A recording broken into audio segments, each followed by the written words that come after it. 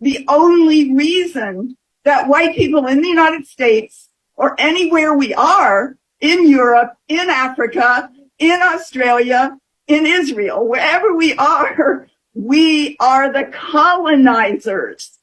We are the colonizers, and we live off the expense of the assault, Europe's assault on Africa, the kidnapping of African human beings, the trafficking, all of these things that we hear today. This is where it came from. Hundreds of years of assaulting and stealing everything that African people and Africa as a continent had, and putting it into the hands of white people. And so this is why, as the chairman has said, the true class struggle, the true working class in the world is the African and colonized working class, not white people, because all white people, and you know this is true. You and I know this is true by just living our lives and seeing it. All white people sit on the pedestal, on the backs of African and indigenous people. And, you know, the statistics are that even poor white people have an easier ability in a crisis to raise $3,000 in an emergency than middle-class African people do. Yeah. Because we live in social wealth. Yeah. We live with the wealth surrounding. I know I don't understand your experience. Yes, ma'am. Because I have never had to live it. Come on now. I can sympathize, and I can recognize when things are wrong. We're sisters and brothers here. Talk. For instance, if a black man or woman should never be afraid for their life, for getting pulled over for speeding. Come on now. Come on. But I have never lived in that fear. Come on now. Come on. No black man or woman should ever be reluctant to walk outside for fear of racial profiling. Tell it, sister. Tell it. But I have never been racially profiled. That's right. Come on now. No black man or woman should ever expect to go to jail in their lifetime because of the color of their skin. Come on now. But I have never lived in that expectancy. That's good. And this is why I don't believe in the phrase, I don't see color. That's right. One, to say you don't see color is a lie. We're different. We can all see that. But two, and way more importantly, to deny the differences in our skin is to deny the differences in our privilege. Come on. I'm going to say that again because I think it's worth repeating. To deny the differences in our skin is to deny the differences in our privilege. And that leads me to my next point. To deny the differences in our color is to promote ignorance. Ignorance is the reason that systemic racism and oppression is allowed to exist in this country. That's good. So why am I here? Why am I up here speaking? Come on now. Tell them, sister. I'm going to talk on about three things. One of those is change, the other is ignorance, and one is discomfort. I'll get there. Go ahead. Take your time.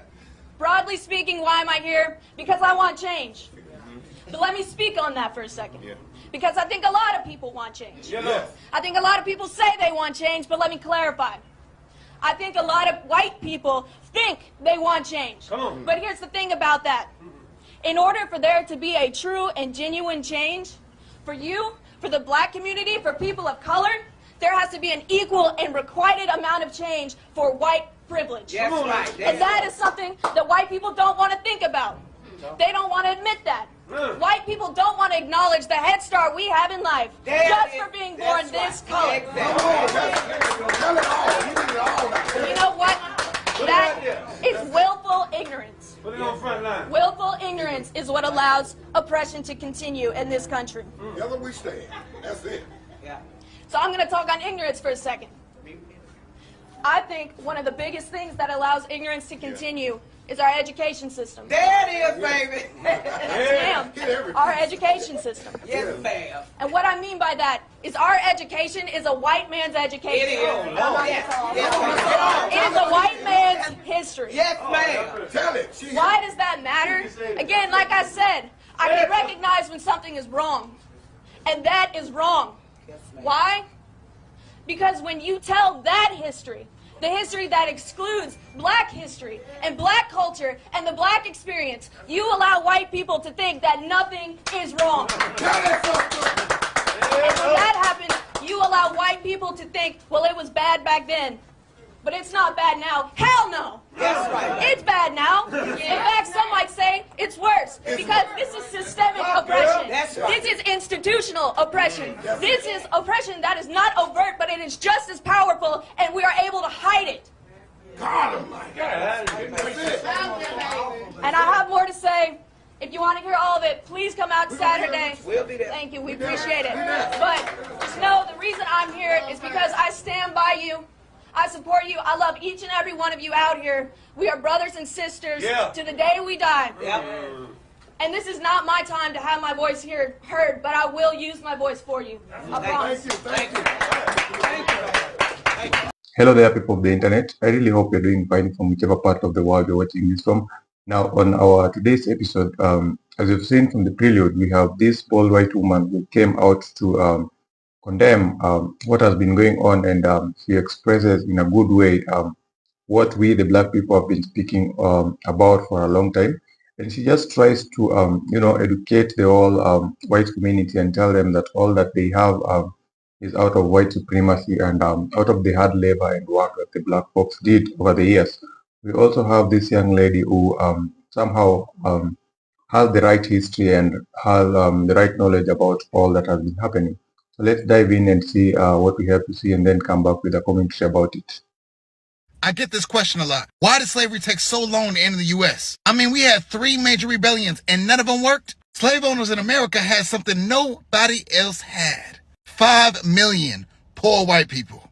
That's what W.E.B. Du Bois argued in 1935. He said slavery demanded a special police force. And he wasn't just talking about slave patrols. Poor whites, folks who had nothing in Europe. In America, they labored long hours with little pay and terrible work conditions. These 5 million poor whites created an informal surveillance system. They snitched, kidnapped, and returned slaves. They made sure nobody got out of line. And when slave rebellion started, they came out in even larger numbers. Keep in mind, they didn't own any slaves. They weren't making a real profit. And they probably could have changed their conditions had they teamed up with us and waged a class struggle. But policing blacks was the only thing that made them white. It was the only thing that connected them to the planter class. Du Bois said they were just pleasing their own vanity. So before Ring, ADT, whatever you got, poor whites were the surveillance system for wealthy slave owners. Without the white public's investment in maintaining slavery, we would have tore the whole system down. Now who's responsible for reparations? Should black people get reparations? I believe they should. So I, white man, have to play for black people. Why? Wow, that's a really selfish thing you No, just said. hold on. Why should I have... That's a really non-empathetic thing to say. Wait, why should I have empathy for a race? I have white guilt because I breathe? Why should the white students here have to work harder to pay for black kids? You wanted to ask What is that all about? Not every black person has lineage connected to slaves. That's and true. every white person doesn't have lineage connected to slaves. Yes, that's right. So since every black person doesn't have a lineage connected to slaves, why should we generalize and say reparations for black people? Because there are people that are in a worse place. So over 150 years, they didn't have any ability to make better decisions, to save money, and to invest. How about you take responsibility for your own actions instead of blaming the white man? You need to look at this from an anthropological perspective and look at human beings more as like a species, an animal. It is not just our ability to feel that separates us from AI, but it is our ability to feel for each other. Empathy. The ability to empathize. And I say that empathy specifically is what makes you human because animals have feelings. For example, I've seen countless videos of like people who have multiple pets, and when one passes away, the other pet will experience depression because of the loss of their buddy. Animals can feel. Humans can empathize. Literally appears in every single major religion as what we call the golden rule. That is your ability to empathize with other people. If you are unable to empathize, if you are incapable of putting yourself in their shoes and seeing how you would want to be treated if you were them, you are lacking a key component of humanity to you. You do not support the betterment of our species. You are an active detriment to our species. And if we were still in hunter-gatherer times, you would have been weeded out as the weakest link in the community. Humans can only survive in a community. People in a community protect one another. They work together. They pool resources and share. And as seen in every other species on this planet that functions in community and not alone, it is typical that if an individual is not contributing their fair share to the community, and or if they are actively harming the community itself and the well-being of all, they are then isolated from the pack and left to die alone. It was literally necessary for the advancement of our species. Now, at some point of the human population growing, we developed wealth accumulation, right? Accumulating wealth means control because you can afford land, you can afford weaponry, or an armada if you wanted. You can afford resources, and then you can control the resources, and thus now you are in a position where you are the person dictating what happens in the community. And here's the fatal problem with that. Having a lack of empathy makes it easier to acquire wealth because you have no problem persecuting others or lying or cheating or stealing or doing whatever you have to do, including unaliving and enslaving people in your community.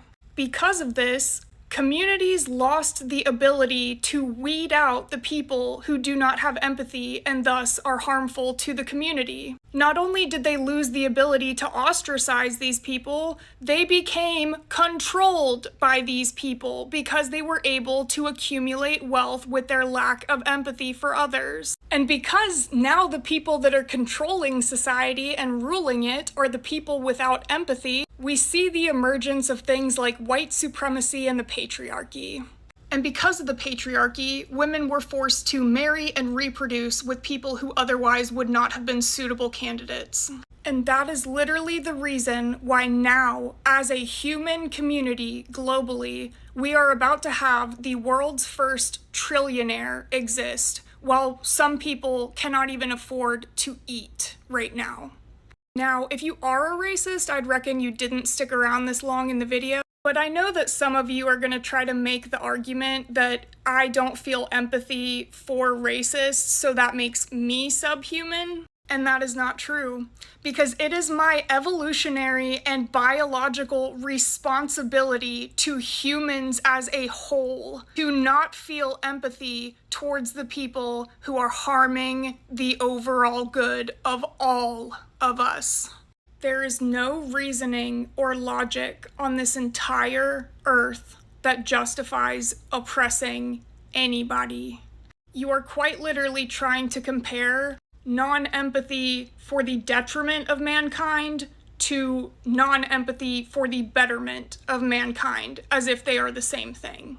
And I'm not saying that all racists need to die, but I am saying that I am totally okay with you guys going off on your own and starting your own communities outside of the society that I live in, because I don't want you in mine. For every racist that leaves this world, the world becomes a little bit better of a place.